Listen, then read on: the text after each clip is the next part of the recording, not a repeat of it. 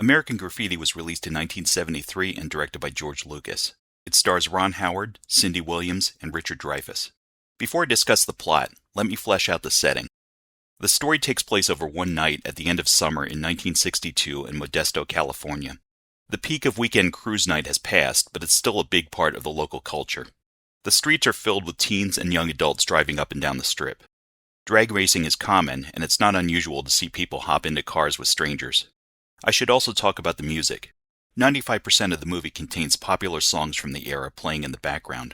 I know there are a few anachronisms, as some of the songs weren't released until after 1962, but I'll overlook that. Everyone is tuned into Wolfman Jack on the radio. In this movie, the Wolfman is beyond legendary, on the verge of mythical. Stories circulate about how he transmits from an airplane overhead, or from somewhere in Mexico. Let's get to the plot. A group of friends gather together at the local diner for one final night of fun before two of them leave for college. Steve and Kurt have both been accepted to a school on the East Coast, 3,000 miles away. Kurt has just received a scholarship, but he's having second thoughts about leaving home. Steve has decided to let their friend Terry, nicknamed Toad, take care of his car while he's away. Another friend, John Milner, is known as the best drag racer in town, and there's a new guy looking to challenge him for the title. Steve, Kurt, and Kurt's sister Lori, who is dating Steve, decide to attend the high school freshman sock hop one last time. John has no interest in going with them and drives off. Toad also heads out in Steve's car to cruise the strip. From this point forward, the movie splits up among 4 different storylines, hopping back and forth from one to another. For the sake of this review, I'm going to focus on each story individually. Steve and Lori have been together for some time, and it's become serious. Steve suggests that since they will be apart while he's at school, they should be free to see other people. His logic is that this way, when they come back together, there will be no doubt that they are meant for each other. Lori agrees, but this becomes a source of friction for them for the rest of the night. On the way to the dance with Steve and Lori, Kurt makes eye contact with a beautiful girl driving a white T-Bird.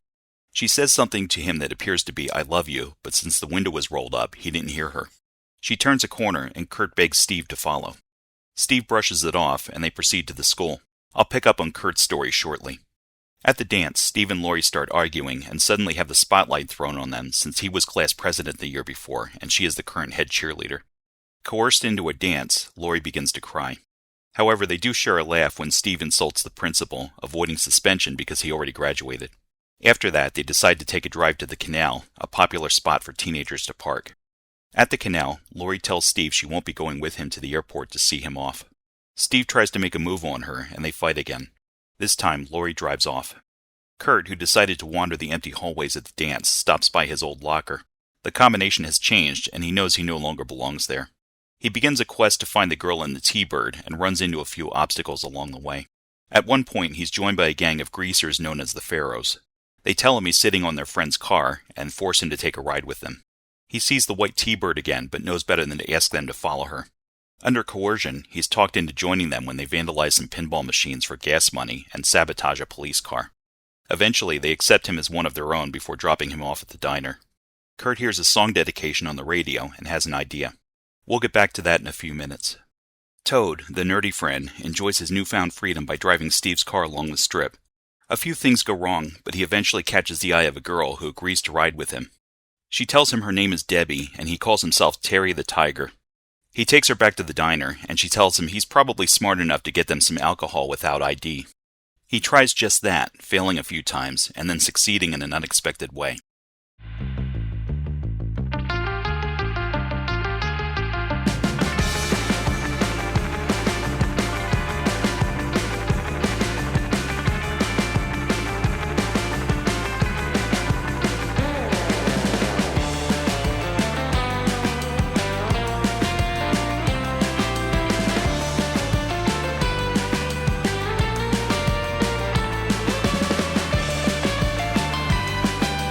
They go to the canal together, where he tells fabricated stories about himself to impress her.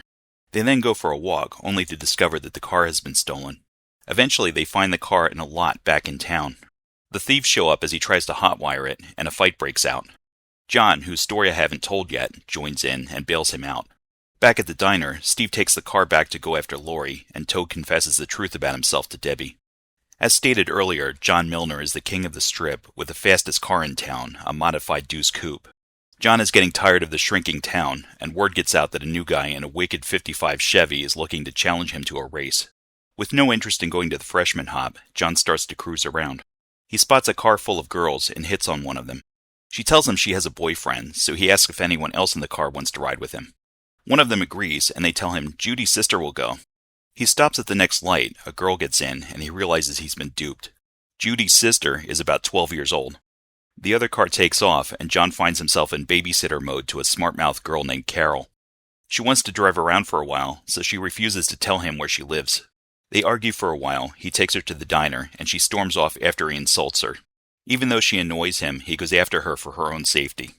They take a walk through an auto graveyard, and he tells her some stories about a few of the cars there.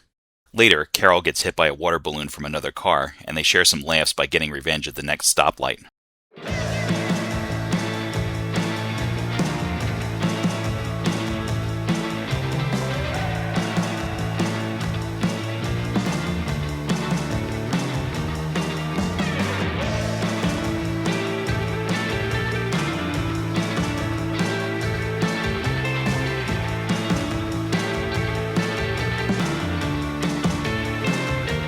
The guy in the Chevy, whose name is Bob Falfa, finally catches up to John. They trade insults and start to race, but John stops at the next light. After some time, John tricks Carol into revealing her address, and he takes her home. Getting back to Kurt, he drives to the local radio station looking for the Wolfman. He finds a worker inside who said he receives tapes from the Wolfman and plays them on his behalf. Kurt hands the worker a note explaining that he needs a dedication read that night.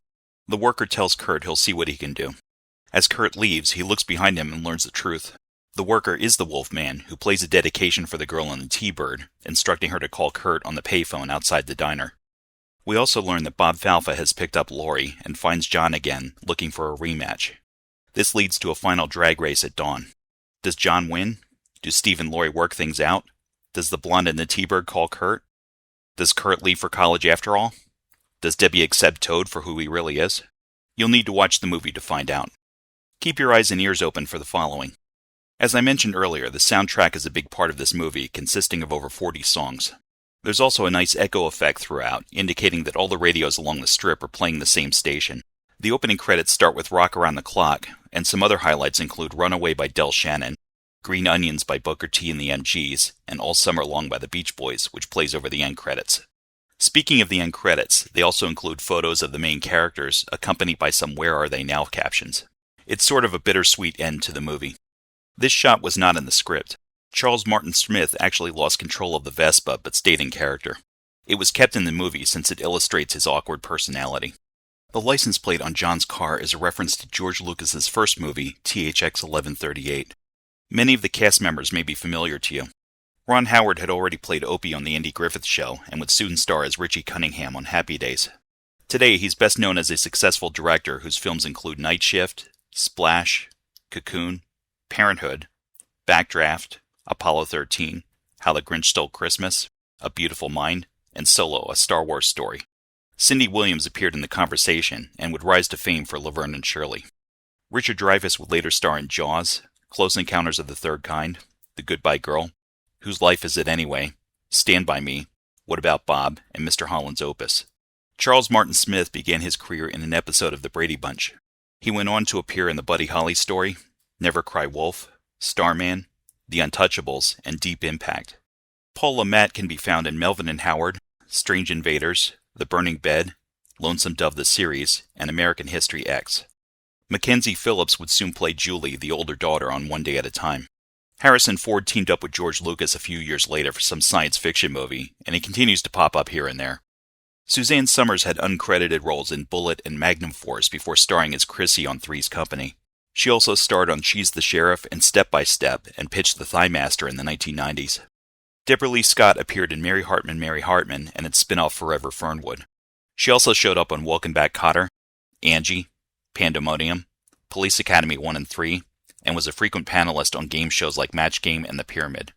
Kathleen Quinlan can be seen in Airport 77, Twilight Zone the movie, The Doors, Apollo 13, and Event Horizon. Wolfman Jack began his radio career in the early 1960s and soon gained a national audience. He passed away in 1995 at the age of 57. The movie's choreography was arranged by Tony Basil, of Mickey fame. So, is the movie any good? I've watched this one about 6 or 7 times over the years, and I enjoy it more each time I see it. The soundtrack is great, and the story, location shooting, and acting all work well together. This movie gets an 8.5 out of 10. Thanks for watching my video. If you'd like to see more content like this, hit like, subscribe, and ring the bell. To access my retro t-shirt store, check the links in the description. Thanks for all your support.